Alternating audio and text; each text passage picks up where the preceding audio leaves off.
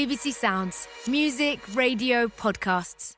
You're about to listen to another episode of the food programme.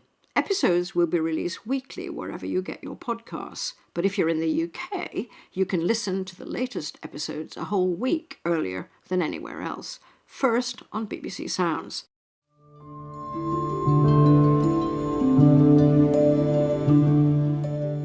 If someone says the Tudors, what do you think? Well, Henry VIII and his 6 wives, Elizabeth, the Spanish Armada, the Church of England, being sprung violently into existence. But cheese? No. So when we got a call to say the food programme could have the first listen to readings from a Tudor pamphlet of cheese, written by someone in the 16th century, we don't know who, and newly transcribed by a team of experts almost 500 years later, our interest was piqued. I'm Sheila Dillon, and in this edition we're returning to a subject I've covered many times before, the heritage and the health benefits of cheese. But what could the Tudors have to tell us about that now in 2025? Out of the wind and Settle Station, waiting for Andy Swinscoe from Courtyard Dairy to come and pick us up. I'm with producer Nina Pullman, and Nina, yesterday you were talking to the food historians about the so-called pamphlet, which turned out to be a book. It did, yes. And it was pretty amazing, actually. It was kind of like time travel.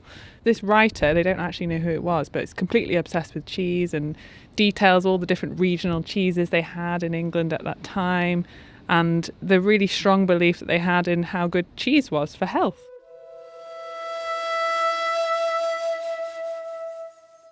Yeah. Wow. Well, this is absolutely amazing. There's a genuine piece of food history right in front of us. My name's Alex Bamji. I'm Associate Professor of Early Modern History here at the University of Leeds. So I love this bit, which is about the diversity of cheese in different parts of England, and it says, all rebuting the prime and chiefly to the cheeses of Cheshire, next to Banbury, cheeses which are run and soft cheese and no doubt very good, then to Lantony and Gloucestershire, reputing Essex cheese in comparison of the other forenamed not so good, and after these are Bride's North cheeses and King's North cheeses and Norfolk cheeses, then Suffolk and then Essex cheeses, disproving utterly Welsh cheese. So he doesn't like Welsh cheese then? No. That's a real hierarchy, isn't it? So we actually do have an expert in the room with us on food history, Peter Breers. Peter, what did you make of this? I mean, you've had a good look through it now. Tell me about what you thought when you came across it. It was absolutely astonishing because it's not the sort of housewifely farm economy volume. It's an incredible work of scholarship in its own right. Now, from his sources, he knows that in other countries they use camel milk and asses milk. In England we use cow milk, also sheep and goats. And in Wales they use horse milk. But you should avoid dog milk, particularly if you're about to have a baby. There's some quite interesting and unusual excerpts where they're talking about how to eat cheese and what it can help cure. That's what I found really interesting about it. It was such a great fit with what we know about that period. People thought that food was really useful both to prevent illness and also to respond to illness. And people, including ordinary people, had quite a complex understanding of how it could do that. I mean, so we've got this text. It's from obviously so long ago. What significance do you feel that it has to today? I think what this really does is show us that we have a cheese heritage. This shows that already by the Elizabethan period, cheese of different kinds are being considered, and that here we have a study of the importance of cheese from a dietary point of view. Yeah, I think it really does sort of show about how people cared about their health and cared about what they eat. And I think that's kind of probably what motivated the person who put it together. People were really interested at this time about when you should eat cheese. Should you eat it earlier in the day or later in the day? Should you eat it at the start of a meal or at the end of a meal? Generally, the view was that it was best to eat cheese towards the end of a meal. And that's this also sort of talks about it sort of weighing down on your stomach, and other authors write about how it's thought to seal the stomach in some way. And that's quite interesting because in some cultures in Europe today, again, you eat cheese at the end of the meal, so that's something that's kind of persisted all the way through time, but it was really thought to have a health benefit. Is this the origins of the cheese board? People started thinking, There's a health reason for this. Well, it is the origin. Yeah. It is the origins of the cheese ball, because effectively that was what it was. That they would have some cheese, and potentially in wealthier households a selection of cheeses at the end of a meal. Yeah, exactly. You have that just as you do today. Exactly the same. But cheese was really valued. One of my favourite cheese details is about Samuel Pepys. So he buries his parmesan. Oh, what? Yeah, it's to sort of protect it, basically. The fire of London is raging. What do? Bury the cheese. Bury the cheese. Yeah, so, parmesan, which at the time was the kind of, elite cheese from Italy. Samuel Pepys, very wealthy and a great lover of food as well. Yeah, he writes in his diary about how he buried his parmesan to keep it safe from the fire. You've got another one there. I've got another one I really like. It is to be understood of cheese which is very old, and of them which do after meat eat a great quantity of cheese, for he that will end his meal with cheese must make choice of good cheese and eat it in little quantity. I mean, that sounds like a rule that still applies to today. Good cheese in little quantities. Good cheese in small quantities, definitely. I think 20 years ago, people would have gone, cheese, health, it's fatty, it's delicious, but it's, fatty and you shouldn't eat too much of it. And now, well, as we've recorded in another part of this programme, now science is saying, well, actually, they knew a thing or two back then. Anyway, were they excited, the historians? They were very excited. Astonished was the word they used. But yeah, why are we interested in this, Sheila? Where is this going to take us? We started by hearing about this Tudor pamphlet, and now we're in Settle. What questions are we here to ask?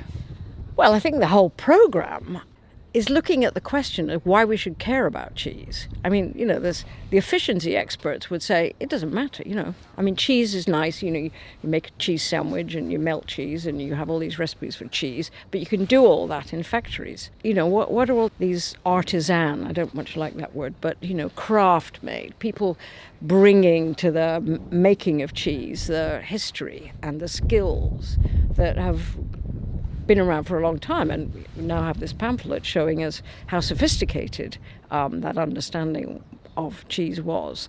Cheesemakers now, the craft cheesemakers, they are making something specific to the milk of whatever cows they have, and it does reflect the area, what the French would call terroir, that we used to sneer at. So onward to the next stage of our cheese journey. I'm wondering whether that is our lift over there. It is. Let's go say hello. How nice to see you, Andy. Nice to see you. How are you? I'm all right. How are you? Yeah, thanks for coming up. Andy and Kathy Swinscoe are owners of the Courtyard Dairy in the Yorkshire Dales, where they make several cheeses from different local milks, as well as mature and sell traditional farmhouse cheeses made all over Britain. They're renowned as great advocates for British cheese, particularly cheeses from the north, championing some of the oldest varieties, such as traditional Wensleydales and Mrs. Kirkham's Lancashire, as well as the new raw milk Lancashire from a young cheesemaker who we'll be visiting later. Their shop is mesmerising. You're met by a wall of cheese. It's an Aladdin's cave of wheels and truckles. Wow. And then this is the shop, really. Hello. Oh my God. Wow, we've just walked into Andy's. Taste of a local one. Which one is this one? Yoredale Wensleydale. So that's a really nice one and local. Oh God, that one's good, isn't it? Yeah, it's nice room temperature and it's warm. I'll Yoredale. give you a contrast. Summerfield made over near Whitby. It's an alpine style. Oh wow. Are you going?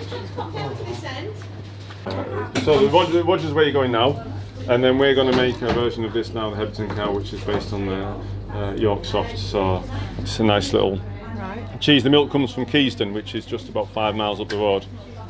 It's a Colin's got 20 cows, all organic, old-fashioned pasture, and it's just quite nice. When we go and collect milk, we take all of his milk from 2 milkings. It's only 500 litres. But it's just that Keyston is it's quite nice. There's so much cheese making in this area historically that Keyston literally means Valley of the Cheese. Like Keys is in Kaiser or Kaish, or it's a Norse word, and Den is in Valley. So it's quite nice to use his milk from. Yeah, it's 5 miles away almost exactly. I've never heard of that one. Darling Blue, yeah, Maggie Maxwell. Sally, would you mind giving us a quick little taste of the Darling? Yeah, sure. So I'll show you quickly around, and then we'll go in and we'll make some cheese. Well, that Northumberland Darling Blue was a revelation. Andy is not only a cheesemaker, maturer and flag flyer for the best there is, he also knows a lot about the history of cheese. A few days before our visit, we'd sent him a copy of the Tudor pamphlet and asked him if he could bring one of these historic recipes back to life. He agreed enthusiastically. But it was only as we walked from the shop to the dairy we saw the reality of his history knowledge there in his own cheese museum. People are so disconnected from where their food comes from, and what is raw milk and what is farmhouse cheese, that we thought this is such big in this area. We wanted to connect people back to history, and that's why you've come. We've done so much looking at the history of British cheese, and that's what this it's only like a bijou museum, isn't it? But it's a dedication to a history of raw milk cheese in this area. It's like a ladle, so they would ladle if you look at some of those old recipes to make a soft cheese, they would ladle it gently across, they'd skim the curd across. It's fascinating. So we've kind of collated a load of odds and pieces from the community and beyond of how traditional cheese is made and how farmhouse cheese still is made. That's for me the important part of the journey. Is this museum is to tell the history and help people connect to where their cheese is from. I mean, it's a cliche, but I always used to taste out Kirkham's Lancashire, and I'd say you're tasting a slice of history, because those cheesemakers are custodians. If they're making a traditional British cheese, they're custodians of a history, of a social history, and it's evolved. But that's what they are really. I'm all for factories, but a thing rolled off a factory line is different to something that's made by hand that reflects that place. I loved it when you sent me that pamphlet, because when they first released it online, you couldn't get hold of the data and what was written. And what I found fascinating is, as far as I'm concerned, in all the research I've done, and that pamphlet helped with it actually, is that nothing really changed the Industrial Revolution, and then there was a huge change, and then 1930s there was a huge change. The farmhouse cheeses that we eat, the Kirkham's Lancashires, the Yordales, the Montgomery's cheddars, the Harvard cheddars, they're actually probably that next stage back. So actually they're not very old. They're probably looking at Victorian. I think when we say a traditional cheese in Britain, I think our frame of reference is 1800s, and that pamphlet and pre-1800s, things were just wild. And they didn't really record it. That pamphlet is one of the most detailed records I've ever seen in terms of cheese making, because what they recorded generally was how much cheese they'd sold, and that was about it. It was all sales ledgers. There was no recipes, there was no discussion. And it took the Victorians to go around each region and say, what works well? We'll document that. I'm biased, I know, but it's a fabulous product and has been for 3-4, they put it in the tombs as donations to the gods, and they call it the food of the gods, don't they? Milk, honey and cheese, because it's a pure food, isn't it? It's designed to be eaten. To have that pamphlet that was written, it just shows you how even then it was important. And in this day and age, it becomes neglected often to grating on top of something, or put on top of something, especially in Britain, whereas there's nothing better than a slice of proper farmhouse cheese. And we were just looking at Eccles cakes in the bakery, or that's for your lunch. You don't get better. That's my opinion. So it's talking of cheese, I'm going to check on the cheese. Right. You need to put a hairnet on, and then you need to put shoe covers on. So just testing the pH to see that the curd is acid enough to start ladling. Would you like to skim the cream off, Sheila? I would. So Kathy, I hadn't realised that this was quite solid. Now that you've got a spoon and you're going to take a little bit of the whey off, and then on top here is a lovely layer of cream. So I think we'll skim this off. And actually in the York Soft recipe, they used to not turn the York Soft and ladle a tiny little bit of cream on each cheese to make it very decadent. But consequently, it wouldn't be a cheese that you would keep. It was designed to eat very quickly. So we're going to take the cream off there, won't we? So underneath you'll see that there's water. What you don't want to, if you could put your hand on it, Sheila. This is what you suggested that you're going to make for us today. Andy and Kathy, why? Regards to the pamphlet and regards to historic methods, this is probably the most historic. A soured milk with a little bit of rennet, is probably the most true example of an old-fashioned soft cheese that would have been made. The British cheeses that are now modern historical cheeses, like your Wensdales and your Cheshires, were so far removed from it that it didn't feel right to make one of them. However, there was recipes in there and mentions on there of how to make soft cheese. And so we thought, well, let's look at that. And that wasn't too different from an old-fashioned British cheese that was mentioned really in some of the early Victorian texts, and it's called York Soft. They made it around Nottinghamshire, called it Colwick. They made it in a few other little areas, Cambridgeshire. Cambridge Soft, they call it slip coat occasionally because the coat slipped off, if this makes sense. So we thought the most true cheese to make, if we're looking at that pamphlet, is a hand-ladled, soured milk. This is basically heavy labour. There's the two of you. Right, so we're going to put ladle on. Scooping it up with a sort of ice cream scoop into Exactly a little that. plastic perforated mould. And like you said, Sheila, it is very labour intensive because we're going to put a scoop in each one of these moulds. So we have about 80 moulds. And we're going to go round and round and round. So each mould is probably going to have about 5 or 6 scoops in it. We want to do it really gently, and the curd will just combine very nicely. If we put it all in together, the texture of the cheese would just be not as mousse-like and creamy. That such a small thing would make such a difference. The problem, as you can see, is this is a faff. Kathy doesn't like It's a making faff. this. Yeah, it's, yeah. I really enjoy it. I enjoy it. That's so amazing. This visually, these scoops. Fabulous. Look at that. Sorry. So we're going to go round again. Yeah. Like that song, let's go round again.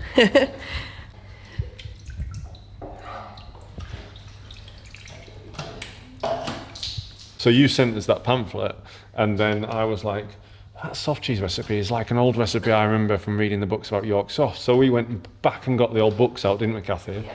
And we read through them, and we were like, oh, hang on, that's kind of how we make soft cheese anyways. But there's a few little differences, like they're not turning it and leaving the cream to go on. And actually, that's provoked us to think, well, why don't we do that with a few cheeses next week and the week after, and just see what happens and see how that evolves. And so, you know, that's the great thing about historical pieces, is it's not like, oh, we're going to go back to making it old-fashioned. Is it then provokes discussion, and we start to experiment and look at some of those old techniques. And that's been quite interesting about it more than anything, I think. That experiment that you did a few months ago, where you got the 4 Wensleydale makers to make their cheese in their own dairies, then to make that cheese in your dairy, yes. And then you made a Wensleydale by the industrial method. One of the things that we've struggled with is we've spent a lot of time trying to resurge, like get a resurgence of Farmhouse Wensleydale in this area. It's an iconic British cheese. You know, we wanted to have farmers making it again. What we struggled with was with knowledge. There was just this wealth of knowledge that was passed dairy maid, mother to daughter. And then we stopped doing that. And so when we've tried to rebuild these traditional British cheeses, the information is quite scarce, actually. There's the evolution from the pamphlet into these old recipes. There's a few pictures here and there. And so we want to use this kind of room to kind of try and rebuild what the farmer's wife knew. So that's why we did that seminar last year, is to get all the Wensleydale cheesemakers together and piece it all together and to try and learn a lot. And it was the most fascinating thing we did, making those 3 Wensleydales here and at their farm, tasting them made in the same week. And wow, it was just really, in a clearer way, you couldn't have showcased how cheesemaking differed farm to farm and industrial to non-industrial. Yes, it is more expensive than industrially made cheese. It's going to be, you know, but at the same time, I can't afford the most expensive technology. I can't afford the most expensive car. I can't afford the most expensive clothes. I can't even afford the most expensive wine and whiskey. But the great thing about the best cheeses in the world, you can still afford it. They may be a treat, but the average man in the street can still buy it as a nice cheese board. And I like that. That food stuff is not disconnected from the average person buying food. Through this site here, through selling raw milk farmhouse cheese, we provide 25 jobs to Settle. And Settle's a tiny little village, 2,000 people in, you know, and that's just cheese. Just cheese, a food that opens up a world. Andy and Kathy Swinscoe making a variation of York Soft that they've called Hebden Cow, inspired by the newly translated Tudor pamphlet. But as our historian said a few minutes ago, that pamphlet is not just a collection of recipes and a hierarchy of the best. It's an account of the health benefits of cheese. Old wives' tales? Well, new scientific research is beginning to show their instincts were right. I am Dr. Lucy Williamson, and I am a registered nutritionist. I really think it's important to communicate actually around the health benefits of dairy because it is quite misunderstood. And actually, cheese is one of the best sources of calcium in our diet. You know, for that reason alone, it's a really vital food, thinking of children going through growth, but right through all the different life stages. We've all kind of grown up, well, I grew up through the 80s and thinking that, you know, saturated fats are perhaps not good for us. But actually what the science is showing us now is that there's quite a difference between the saturated fats in dairy and the saturated fats in meat. We now know that the particular saturated fats that are in dairy foods like cheese actually have some real benefits to our health, looking particularly into sort of metabolic conditions like, you know, thinking about diabetes and heart health. So really current sort of chronic health challenges, I guess, of our time. One of the biggest studies in this area is the European Investigation into Diet and Cancer, EPIC. Over 500,000 people from 10 countries, including the UK, have had their diets and health status studied for 25 years. In particular, one of the studies that came out of that has shown this saturated fat in dairy called C15. And then we can take it one step further and it's actually highlighted the benefit within cheese as a food, especially hard cheese, showing protective benefits, I should say, against coronary heart disease and also in prevention of type 2 diabetes. So, you know, that is huge. Basically, at the moment, what we understand about cheese and dairy is that unless you have a problem with cholesterol imbalance, particularly for protecting heart health, type 2 diabetes, even if we're trying to lose weight, then what we know is that whole health dairy and cheese are the way to go. It's good news and it's exciting because it's a tasty food. Another study, published earlier this year in the Journal of Applied and Environmental Microbiology, found something even more interesting. Cheese, it turns out, acts as a booster to our microbiome. The particular study that you're referring to, I think a lot of the evidence in there was what we call in vitro, so it wasn't actually with people. You know, it was done in a laboratory setting and the results were really good in that the cheeses that they looked at appeared to increase the level of certain bacteria that can be really helpful to have within our gut microbiome. You just have to be a little bit difficult taking the science and then translating, well, what does that mean for people? But from what we know so far, we, as a registered nutritionist, I certainly talk about aged cheeses that have been through that fermentation process, particularly those farmhouse cheeses that haven't had the heat treatment. Blue cheese is another great one for obvious reasons. You can literally see the microbes on it.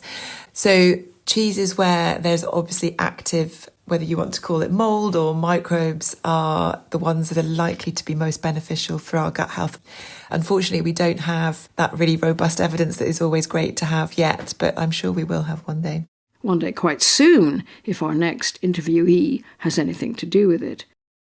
Dr. Catherine Walker is a cheese archaeologist and evolutionary biologist. Her work on cheese history makes the Tudors' musings look quite recent.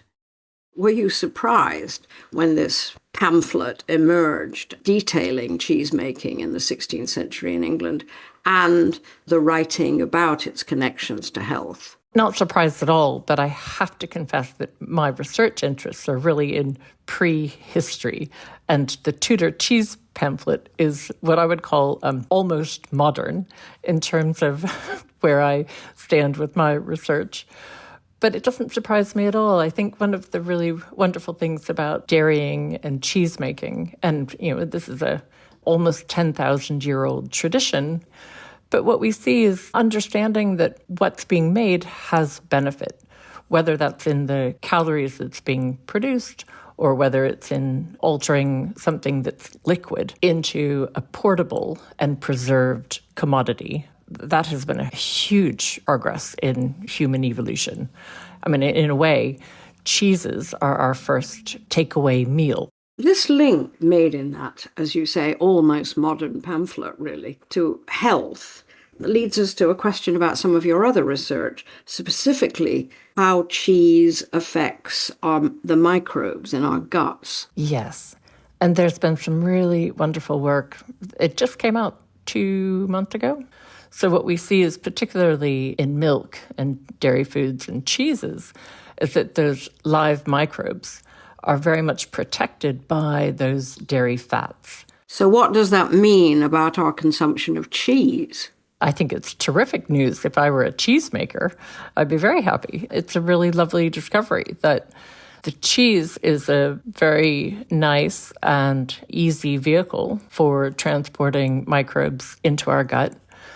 Those microbes tend to be the bifidobacteria, the lactobacillus, and these have a long-known association with gut health, feeding the other bacteria in our gut. But they also have associations with improved immunity and infection reduction, pathogen reduction, and also now mental health, improved mental health through the gut-brain axis. Does the research tell us anything about whether it's better to eat unpasteurized cheese or pasteurized? The work that I did in my PhD was looking at the microbes in raw milk. What happens to that raw milk as it goes through the cheese making and cheese transformation process.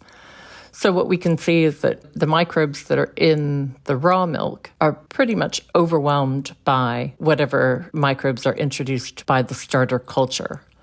And the importance of that is that in prehistory, or at a time before we really understood what these microbes were, or before we'd even identified them, by adding that starter culture, it's a way of, in effect, pasteurizing the milk, because the colonies that are introduced in the starter culture are so strong that any microbes and pathogens that would have been in the raw milk are then overwhelmed and outcompeted. So it makes it safe to consume the cheese that would have had pathogens in that raw milk to begin with. What are the potential applications of this work in healthcare and nutrition? I was at a conference looking at human evolution, and I happened to have met a researcher at Great Ormond Street, and he had commented that he was frustrated with the number of fecal transplants that fail in some of the children that are getting ready to go home. Having been on long-term antibiotics, they need their gut to be prepped and ready for food outside the hospital. And the success rate of those fecal transplants really wasn't that high. When you look at the results 6 and 8 weeks after the transplant, most of the gut microbiome has reverted back to where it was before the transplant. So we were considering alternatives and whether cheese might have a therapeutic angle. Can we use cheese to deliver those microbes that the gut is needing to be a fully functioning part of us? So do you think there's a better understanding now of the health benefits of cheese? I'm really intrigued. I didn't know about this pamphlet that's been discovered, but I do think in terms of Tudor times, it will be really interesting to see how the population then was already onto something. They knew somehow that there was a benefit of consuming cheese. They are right. And that was part of the reason why I did a short postdoc position at Neal's Yard Dairy to investigate some of these myths and stories around cheesemaking, to see what's the science behind those old stories that everyone seems to know and retell, and using modern techniques to investigate some of them, to see if there's a new lens of seeing and understanding why we do things in a traditional way. Dr. Catherine Walker. The Neal's Yard Dairy, she mentions, is the largest maturer and exporter of specialist cheeses in the UK. So with all this good news on the health front, cheesemaking must be at a tipping point. Surely cheese is the new superfood everyone wants to eat, you'd think. But we need to remember that most of the cheese we eat in Britain is made in industrial dairies with pasteurised milk brought in from a wide area, and nothing wrong with that.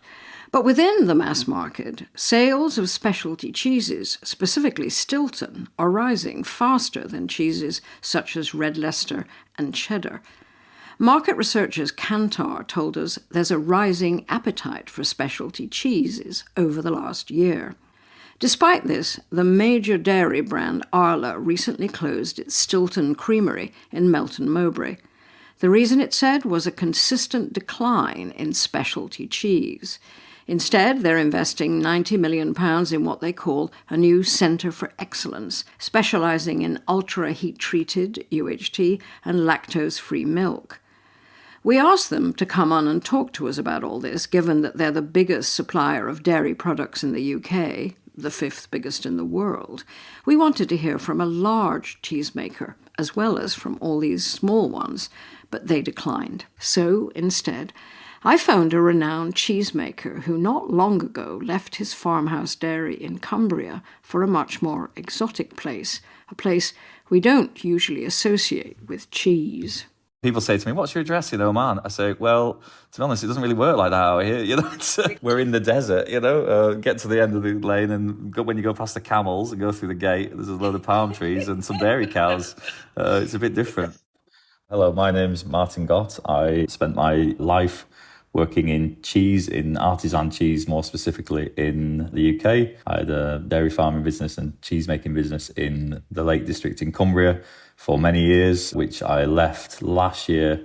I took a role to set up an organic artisan cheese business in Oman in the Middle East. And the question that follows from that is, why? The opportunities actually for anybody in food processing and for food manufacturing or even food production just seemed greater everywhere else in the world than in Great Britain. I mean, you first appeared on the food programme when you were, 17? You were this young man who really seriously wanted to be a cheesemaker. It may be slightly embarrassing to say it to you, but you were one of the most renowned cheesemakers in the UK.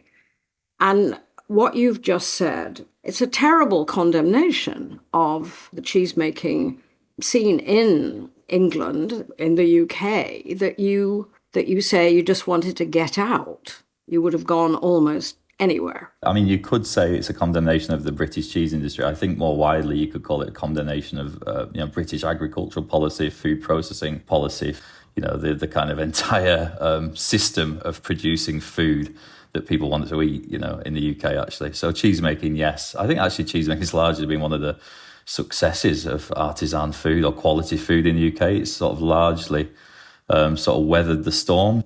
In spite of the dominance of supermarkets, UK cheese has actually done pretty well. But, to be in the best job in a terrible market is still puts you in a terrible place, So where did it all go so wrong? I would cite Brexit. I would cite, the lack of investment in innovation and skills in the UK.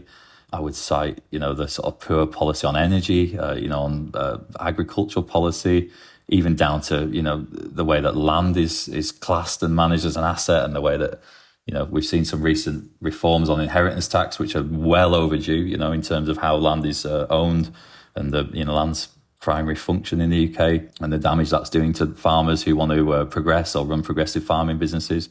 Everything from house prices and the impact that has on the cost of living, on wages, interest rates, the way that the currency is managed, everything from the UK, it's not a good place to do business, and it's not a good place to do business if you're investing in land and skills, or in capital assets, and which is, dairy processing, you need capital assets. Government, DEFRA, the Department of Environment, Food and Rural Affairs, would say, that they are investing, that they take the food system seriously, that, we have this highly sophisticated supermarket system, that feeds us all, fed us through COVID. What are you complaining about? I don't think it did feed us through COVID. I think actually the network, the hammered and almost depleted reserves of the independent network actually fed most people through COVID. That was the irony. The success where we've had it in British artisan food or British food manufacturing processing, those success stories are generally by and large the exception. They're in spite of the supermarkets, not because of them. We were on a tenanted farm on an estate, and when land's selling at such a price as it is in the UK, the idea of buying land to establish a dairy, which was always the dream, right, was to build my own site on my own dairy, on my own piece of land. The opportunity was further away when I was 43 with a successful business, than it was when I was 21 with an idea. Why isn't it like this in France or Spain? The guillotine in France, specifically, the guillotine played its part in redistributing land. We haven't had any sort of agrarian reform really in the UK in the last 500 years. The Duke of Buccleuch still owns as much land as he did 500 years ago. The large landowners, the Crown, there's large sovereign estates. And they, these large estates still own the bulk of the land in the UK. So you would say that in a sense that it's land, that one of the key things that keeps us from having a food culture of craft making, of food production that represents a region, an area that supports local economies, is this land policy. I think it's definitely a factor. I think there's other things, a consumer market that's got the money to pay. We're seeing, deepening equality and crisis in England, and the consumer, you can't get away from the fact that people will spend what they can afford on food. The supermarkets have been very good at driving down the cost of food, but actually what they're not getting around, is the fact that wages aren't keeping up with cost of living in the UK. Land is something very specific to farming that I focus on because I saw the real cost of it. Land being £2,000 an acre when I started farming and getting up to £15,000 an acre when I finished. It was no more productive. I don't remember it growing any more grass or producing any more sheep. And, it's gone up 7 times its value or whatever. It doesn't make sense. I mean, in this programme, we are looking at the history and health benefits of cheesemaking. And we now have this pamphlet come into the public view. You're part of this history, the way you set up, the way you develop your cheese. How do you see that now as you are, you might say, weirdly in Oman? Well, the irony is I'm still doing the same thing, Sheila. I'm here to build a business that makes great cheese. There is some really, really good examples of successful cheesemaking businesses in the UK, and when you look at those, they embody innovation. I would say the Westcombe Dairy or the Westcombe Project, if you want to look at that, it's amazing. It's an absolutely inspiring story of how cheesemaking can be done well and how you can employ innovative techniques and innovative systems. And it also shows if you're well backed and well funded, you can make the use of that money to produce really wholesome food that's affordable for people. So, not to paint a picture that's all doom and gloom, British cheesemaking has an amazing future because of the individuals who are involved in it. I think they'll continue to do the best with what they have. But I think it's made more difficult, that job, by the situation in the UK. Martin Gott, founder of the St James Cheese Company in Cumbria, and once the maker of the soft, rind-washed St James's cheese, a cheese made from the milk of his own sheep. But not many miles from where Martin got his start, right on the Yorkshire-Lancashire border, is a young man new to cheesemaking, who, on his mother's farm, is beginning to make a living producing one of the great traditional cheeses.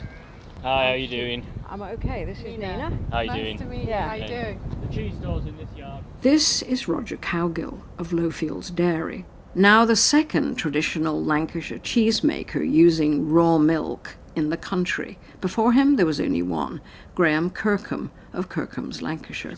This is the cheese store anyway. We're looking at some wooden shelves, and how old are these cheeses, these big truckles? These at the bottom would be made last autumn. And then we've got some in the middle made, autumn, winter time, and then we start here on new season cheese.